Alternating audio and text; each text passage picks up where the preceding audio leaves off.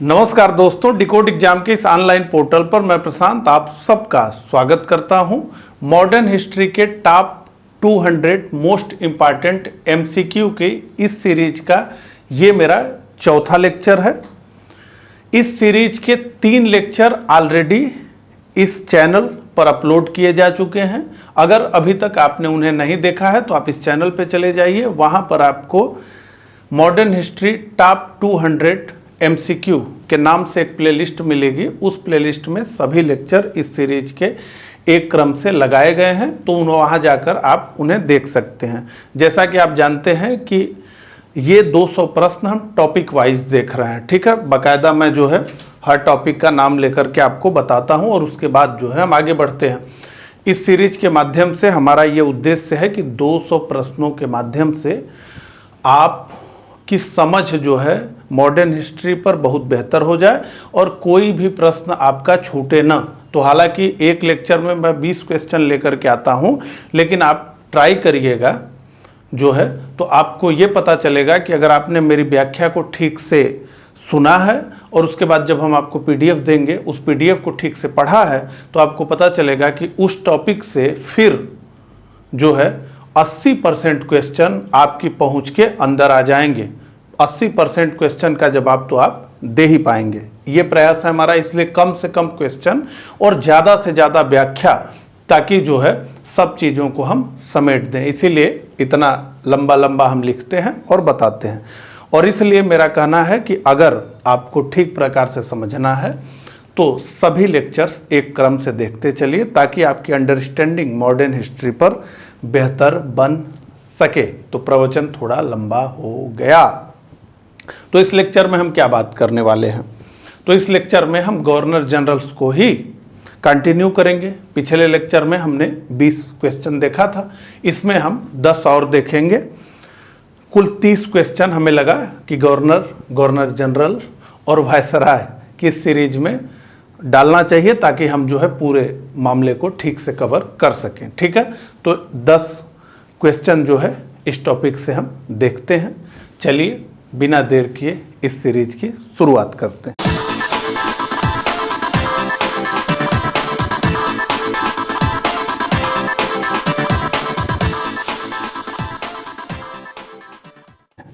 तो पहला प्रश्न आपके स्क्रीन पर ये रहा। विधवा पुनर्विवाह अधिनियम निम्न में से किस गवर्नर जनरल के शासनकाल में प्रस्तावित किया गया था? विधवा पुनर्विवाह अधिनियम निम्न में से किस गवर्नर जनरल के शासनकाल में प्रस्तावित किया गया था?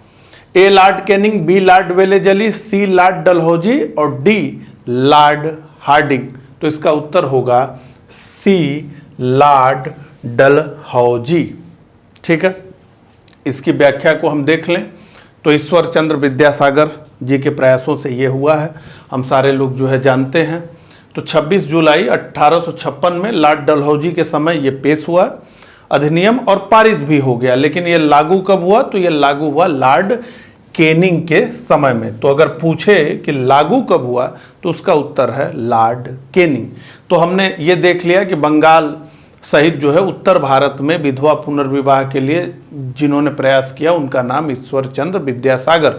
लेकिन उसके अलावा जो है पश्चिमी भारत में विष्णु शास्त्री और धोधो केशव कर्वे जैसे नेताओं का भी हमने जिक्र किया है, जिन्होंने कि 1899 में पूना में विधवा आश्रम की स्थापना की। तो इससे जुड़े हुए जितने भी फैक्ट हैं वो आप यहाँ पढ़ सकते हैं। और यहाँ पढ़ने का प्रयास आप ना करें, यहाँ मेरी बातों को ज़्यादा से ज़्यादा सुनने का आप प्रयास करें। बाद में जब पीडीएफ आपको मिलेगी तो आराम से पढ़िए, ठीक है। एक बार सुन लेंगे, दोबारा पढ़ लेंगे, एकदम मस्त हो जाएगा सारा काम आपका। अगला प्रश्न 22, निम्नलिखित गवर्नर जनरल को सही काल क्रम में व्यवस्थित करें। निम्नलिखित गवर्नर जनरल को सही काल क्रम में व्यवस्थित करें। Lord Cornwallis, Warren Hasting, John Shore, Wellesley. Warren Hasting, John Shore, Cornwallis, Wellesley, ठीक है, ऐसे है। तो इसका उत्तर जो है कमेंट में मुझे बताइए। और जब कमेंट करिए तो प्रश्न की संख्या लिख करके उसका उत्तर दीजिए ताकि पता चले, ठीक है। तो इसका उत्तर होगा डी, पहले वारेन हेस्टिंग, जिसने जो है बंगाल में देव शासन को समाप्त किया, और 1773 के रेगुलेटिंग एक्ट से ये क्या बन गया, तो ये बन गया बंगाल का गवर्नर जनरल। उसके बाद कार्नावालिस आया, कार्नावालिस कोड वाला कार्नावालिस, उसके बाद जान शोर आया, और उसके बाद जो है सहायक संधि यानी सब्सिडरी अलायंस वाला बेले जली। ठीक है, तो ये सारा क्रम लिखा हुआ है, आप देख सकते हैं, Warren Hasting, Lord Cornwallis, Sir John Shore, Lord बेले जली, इन सब का क्रम जो है लिखा हुआ है। तो अब अगले प्रश्न पे आते हैं 23। लॉर्ड बेले जली द्वारा लागू की गई सहायक संधि व्यवस्था के बारे में निम्नलिखित में से कौन सा कथन लागू नहीं होता? तो सहायक संधि के बारे में पूछा जा रहा है, सब्सिडरी अलायंस के बारे में पूछा जा रहा है। पढ़ते हैं कथन। ए, दूसरों के खर्च पर एक बड़ी सेना बनाए रखना, तो यह तो उद्देश्य था ही ना, भारतीय राजाओं का पैसा, और सेना किसके नाम से, तो अंग्रेजों की सेना। बी, भारत को नेपोलियन के खतरे से सुरक्षित रखना, तो निश्चित रूप से भारत में नेपोलियन से जो है खतरा था, नेपोलियन लगातार जो है यूरोप में जीत हासिल कर रहा था, तो खतरा था। इधर टीपू सुल्तान की चिट्ठी पहुंच ही रही थी उसके पास। सी, कंपनी के लिए एक नियत आय का प्रबंध करना, और डी, भारतीय रियासतों के ऊपर ब्रिटिश सर्वोच्चता स्थापित करना। तो इन सब को अगर हम देखें तो सबसे जो है सी लग रहा है कि ये जो है, अगर ये उद्देश्य भी रहा होगा तो ये तीनों उद्देश्य इस सी वाले उद्देश्य से बड़े हैं। ठीक है, तो ये सी इसका उत्तर है। दूसरों के खर्च पर बड़ी सेना रखना, नेपोलियन खतरे सुरक्षित रखना, और भारतीय रियासतों के ऊपर ब्रिटिश सर्वोच्चता स्थापित करना, ये बहुत महत्वपूर्ण लक्ष्य थे। हालांकि एक लक्ष्य ये भी हो सकता है, ध्यान दीजिए, लेकिन इन तीनों से ये कम महत्वपूर्ण है। ठीक है, तो इसका उत्तर होगा सी। तो अब यहां पर किस प्रकार से सहायक संधि एक के बाद एक भारतीय राज्यों पर जो है लादी गई, उसका पूरा क्रम यहां पर जो है दिया हुआ है।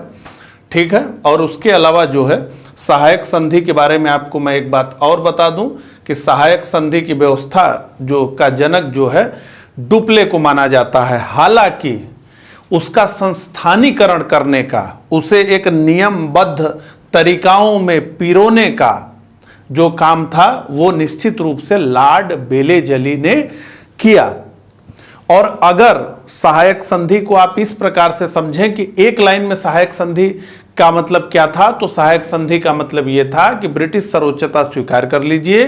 दूसरा क्या था, तो दूसरा जो सबसे महत्वपूर्ण यह था कि ब्रिटिश आपके सुरक्षा की जिम्मेदारी लेंगे, और उसके लिए सेना की आवश्यकता होगी, तो सेना का खर्च देना होगा किसे, उन देशी राजाओं को जिनके ऊपर सहायक संधि लादी जाएगी। हालांकि वो जो सेना के लिए वो राजा खर्च दे रहे हैं, वो सेना राजा के नाम पर युद्ध नहीं लड़ेगी, बल्कि अंग्रेजों के नाम पर युद्ध लड़ेगी, और जरूरत हुई तो वही सेना राजा को भी दबाने के लिए युद्ध लड़ सकती है। तो ये व्यवस्था जो है, ठीक है, तो इसका संस्थानीकरण इसने किया। अगर इन पैमानों पर केवल देखें, इन दोनों पैमानों पर देखें, तो सबसे पहले भारत में सहायक संधि जो है बक्सर के युद्ध के पश्चात 1765 में इलाहाबाद में जो अवध के नवाब और क्लाइव के बीच संधि हुई थी, उसे हम सबसे पहला सहायक संधि मान सकते हैं। क्यों? क्योंकि शब्द नहीं उस समय आया था, सहायक संधि, सब्सिडरी अलायंस, इस तरह का शब्द नहीं था, लेकिन अगर उसके प्रारूप को समझें, उसके नियम को समझें, तो हमें यह समझ में आता है कि उस समय वो सहायक संधि ही थी। उस जो है इलाहाबाद के संधि में भी ये थी कि एक सेना रखी जाएगी, सुरक्षा का वो जिम्मेदारी लेगा, ये सारी बातें थी। तो निश्चित रूप से वो थी, और इसीलिए आईएएस में प्रश्न पूछा था तो कई लोग कंफ्यूज हो गए। ठीक है, अब अगला प्रश्न देखते हैं 24। अंग्रेजों द्वारा सिंध पर विजय किस गवर्नर जनरल के कार्यकाल में संपन्न हुई?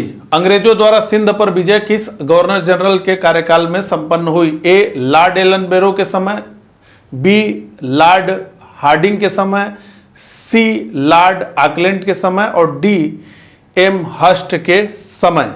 तो इसका उत्तर होगा ए, लॉर्ड एलन बेरो, महान अकर्मण्यता की नीति वाला एलन बेरो। ठीक है, तो ये जो है उसके बारे में बताया गया है। और चार्ल्स नेपियर जो है प्रथम गवर्नर जनरल, प्रथम जो है सिंध का वो गवर्नर बनाया गया था। ठीक है, अब आगे बढ़ते हैं 25। निम्नलिखित में से सही सुमेलित नहीं है, तो किसका सुमेल बिगड़ा हुआ है और कौन सुमेल है? ठीक है, तो कौन सुमेलित नहीं है? ए, लॉर्ड कार्नवालिस, अस्थाई बंदोबस्त। बी, तो ये तो हम जानते हैं कि सही है, permanent settlement, Lord Cornwallis. B, Lord Wellesley, ये भी हम जानते हैं कि सही है, सहायक संधि, सब्सिडरी अलायंस। डी, सी, लॉर्ड हेस्टिंग, द्वितीय आंग्ल मराठा युद्ध, तो ये तो गलत है। लॉर्ड हेस्टिंग के समय में तृतीय आंग्ल मराठा युद्ध हुआ था। ठीक है, और वारेन हेस्टिंग के समय प्रथम आंग्ल मराठा युद्ध हुआ था। ठीक है। डी, लॉर्ड विलियम बेंटिंग, तो 1829 का 17वां रेगुलेशन, तो ये इसमें जो है गलत है। ठीक है, तो इसका उत्तर है सी। द्वितीय आंग्ल मराठा युद्ध कब से कब लड़ा गया था वो बताया गया है, किसके किसके समय में हुआ था। तृतीय तथा अंतिम आंग्ल मराठा युद्ध 1717 से 18 हेस्टिंग के समय हुआ था, और तृतीय आंग्ल मराठा युद्ध में जो है मराठों की पराजय हुई, और इसके बाद से ही जो है पेशवाई को समाप्त कर दिया गया। पेशवा इस पद को ही समाप्त कर दिया गया और पेंशन दे दी गई पेशवा को, और उन्हें बिठूर में जो है निर्वासित कर दिया गया। अब आ गया ये 26। सही जोड़े बनाइए तथा नीचे दिए गए कूट से सही उत्तर चुनिए। तो जोड़े बनाने का काम दिया गया है। ए, क्षय का सिद्धांत, ठीक है, डॉक्ट्रिन ऑफ लैप्स, इसे चूक का सिद्धांत के नाम से भी आप पढ़ते होंगे, हालांकि ये चूक शब्द ठीक नहीं है, लैप्स के लिए क्षय शब्द ठीक है। तो क्षय का सिद्धांत यानी हड़प नीति, जिसे हम कहते थे राज्य हड़प की नीति। डॉक्ट्रिन ऑफ लैप्स, तो डॉक्ट्रिन ऑफ लैप्स किसकी थी? लॉर्ड डलहौजी, राज्य हड़पने वाला लॉर्ड डलहौजी, तो ए का तो 3 होगा। बंगाल का विभाजन, तो बंगाल का विभाजन किसके समय हुआ? तो लॉर्ड कर्जन, तो बी का तो 1 होगा। बंगाल में दोहरा शासन, तो बंगाल में दोहरा शासन किसके समय हुआ? क्लाइव के समय, तो सी का तो 2 होगा। और डी, सामाजिक सुधार, लॉर्ड विलियम बेंटिंग, तो इसके हिसाब से हमारा उत्तर क्या हुआ? सी। ठीक है, तो सही सुमेल हमने कर दिया है। इसमें क्षय का सिद्धांत डलहौजी, बंगाल का विभाजन कर्जन, बंगाल में दोहरा शासन क्लाइव, और सामाजिक सुधार बेंटिंग। अगले प्रश्न पे बढ़ते हैं 27।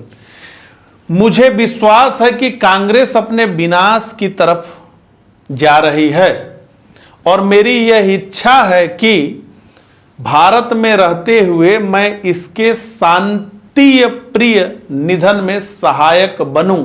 यह किसने लिखा है? Lord Hardinge, Lord Dufferin, Lord Curzon, Lord Minto, किसने लिखा है? तो लॉर्ड कर्जन ने लिखा है। लॉर्ड कर्जन को लगता था कि कांग्रेस की आवाज जो है बहुत कमजोर है, यानी उसकी पहुंच बहुत कमजोर है कांग्रेस की, और इस नाते से इसने ये बात कहा था। उसकी व्याख्या लिखी गई है, तो सी इसका उत्तर होगा। ठीक है, आगे बढ़िए 28। निम्नलिखित में से किस वायसराय के कार्यकाल में भारतीयों को राय बहादुर, इन्हीं सब किताबों से भारतीयों का विश्वास जो है अंग्रेज जीतते थे। अभी भी आप कई लोगों का नाम पढ़ते होंगे तो उनके नाम इतिहास में, तो उनके नाम में सर लगा रहता था। तो ये सर का मतलब है कि अंग्रेजों से ये खिताब पाए हुए हैं और कहीं ना कहीं उनके प्रति लॉयल रहे होंगे, तभी ये खिताब उनको मिला है। तो निम्न में से किस वायसराय के कार्यकाल में भारतीयों को राय बहादुर और खान बहादुर की उपाधियां प्रदान करना प्रारंभ हुआ? A, lord Ripon, B, lord Lytton, C, lord Mayo, और डी, लॉर्ड डफरिन। तो बी, लॉर्ड लिट्टन के समय यह शुरू हुआ राय बहादुर और खान बहादुर को उपाधियां देना, जो लॉयल थे ब्रिटिश के प्रति उनको। अगला, तथाकथित कुशासन के आधार पर किस गवर्नर जनरल ने मैसूर राज्य के प्रशासन को हथिया लिया? तो हमने पढ़ा पूरा जो है डिटेल में इसी एमसीक्यू की सीरीज में जो है मैसूर के बारे में हमने देखा कि तृतीय आंग्ल मैसूर युद्ध 1799 में टीपू सुल्तान को मार करके अंग्रेजों ने उसके राज्य को आपस में बांटा और जो बचा रह गया मैसूर का भाग उस पर जो है वाडियार को फिर से शासन करने का अधिकार दे दिया। लेकिन 1831 में जाकर के फिर से वाडियार से जो है इन्होंने ये अधिकार छीन लिया। ठीक है, तो ये किसके काल में हुआ? तो इसका उत्तर है विलियम बेंटिंग। हालांकि फिर आपको मैं बताऊं 1881 में फिर से वाडियारों को उनका राज्य मिल गया, तो 2 बार छीना गया। एक बार हैदर अली ने छीना, उसके बाद फिर वो आए, फिर उसके बाद जो है लॉर्ड विलियम बेंटिंग ने छीन लिया, लेकिन फिर 1881 में उनका राज्य मिल गया और उसके बाद 1912 के आसपास उन्होंने अपना वो सुंदर किला बनाया जिसे मैंने आपको दिखाया। ठीक है, तो 1831 में मैसूर का अपहरण हुआ, 1834 में और रियासतों का हुआ। हालांकि मैसूर तो फिर केस वो लड़े और अंततः उनको मिल गया। अब सबसे महत्वपूर्ण प्रश्न इस पूरे 10 क्वेश्चंस में से कॉन्सेप्चुअल है, इसको समझ लीजिए, बार बार पूछा जाता है क्या है ये। तो पढ़ता हूं, मैं प्रयास कर रहा हूं कि बोर्ड कम से कम घेर सको। आप लोग कमेंट करते हैं, लेकिन अब क्या करूं, अब यहीं लिखा है। तो 30वां प्रश्न और अंतिम प्रश्न गवर्नर जनरल्स का, इल्बर्ट बील विवाद किससे संबंधित था? इल्बर्ट बील विवाद किससे संबंधित था? ए, भारतीयों द्वारा हथियार लेकर चलने पर कुछ प्रतिबंधों का लागू किया जाना, ऐसा कुछ नहीं था, यह गलत है। भारतीय भाषाओं में प्रकाशित होने वाले समाचार पत्रों और पत्रिकाओं पर प्रतिबंध लागू किया जाना, यह भी गलत है। यूरोप के लोगों के मामले की सुनवाई करने के लिए भारतीय न्यायाधीशों पर लगाई गई अयोग्यता को हटाया जाना, तो यही सही है, तो यही सही है। आयातित सूती कपड़े पर लगाए गए शुल्क का हटाया जाना, तो यह भी गलत है। तो सही क्या है? सी। अब इसके बारे में मैं बता देता हूं। तो सर सीपी इल्बर्ट जो वायसराय के जो परिषद होती थी उसमें एक विधि सदस्य के रूप में ये थे। ठीक है, सीपी इल्बर्ट, तो ये एक बिल लेकर के आए 2 फरवरी 1883 को और ये प्रस्तुत हुआ। इस बिल में क्या था मूल रूप से समझ लीजिए। देखिए, न्यायाधीश तो भारतीय भी होते थे और अंग्रेज भी होते थे, लेकिन भारतीय न्यायाधीश किसी भी यूरोपीय महिला या पुरुष का मुकदमा नहीं सुन सकते थे।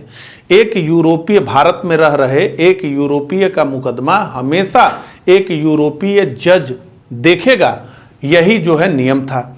लेकिन इल्बर्ट बिल के माध्यम से यह हुआ कि यूरोपीय नागरिक यानी पुरुष और महिलाओं का जो मुकदमा है वो भारतीय न्यायाधीश के कोर्ट में भी चलाया जा सकता है, वो भी इनको निर्णय दे सकता है, सजा दे सकता है। ये इल्बर्ट बिल विवाद में मुख्य बात थी, जिसका व्यापक विरोध जो है यूरोपियों द्वारा किया गया, क्योंकि उनको ये एक बात समझ में आ गया कि ये जो चाय के बागानों में शोषण करते हैं, तो जब जो चाय के बागान मालिक होते थे वो जाते थे तो यूरोपीय जज वहाँ बैठा है, ये भी यूरोपीय हैं, तो हमेशा भाई भतीजावाद करके नस्लवादी जो है काम करके निर्णय भारतीयों को सही नहीं मिलता था। अगर किसी यूरोपीय के विरुद्ध मामला है किसी भारतीय का, तो ये निश्चित रूप से जान लीजिए कि अगर हत्या भी कर दिया हो यूरोपीय व्यक्ति ने तो भी वो बच जाएगा, ये मामला था। तो ऐसे में जो है यूरोपियों को लगा कि अगर भारतीय जज जो है अगर उनके मुकदमे को सुनेंगे तो वो ये छूट उनको कभी भी नहीं देंगे, और इसलिए व्यापक विरोध हुआ। कहा गया कि बताइए आप लोग इस स्तर पे आ गए कि एक यूरोपीय महिला से सवाल जवाब करेगा जो है एक काला भारतीय अंग्रेज, तो इसका बड़ा व्यापक विरोध हुआ। तो इल्बर्ट बिल में बस एक लाइन की बात यह थी कि भारतीय जज भी यूरोपीय महिला या पुरुष के मुकदमे को सुनेगा, जिसका बड़ा भारी विरोध हुआ। तो इस प्रकार से हमने जो है गवर्नर जनरल के इस टॉपिक को पूरा कर लिया। ये लेक्चर आपको कैसा लगा मुझे कमेंट करके ज़रूर बताइएगा, और ये मेरी व्याख्या आपको कैसी लग रही है ये भी बताइएगा। नहीं तो अभी बहुत से लेक्चर्स बचे हैं तो हम थोड़ा इसको शार्ट कर देंगे। तो आपने अपना बहुमूल्य समय देकर मुझे सुना, इसके लिए आपका धन्यवाद।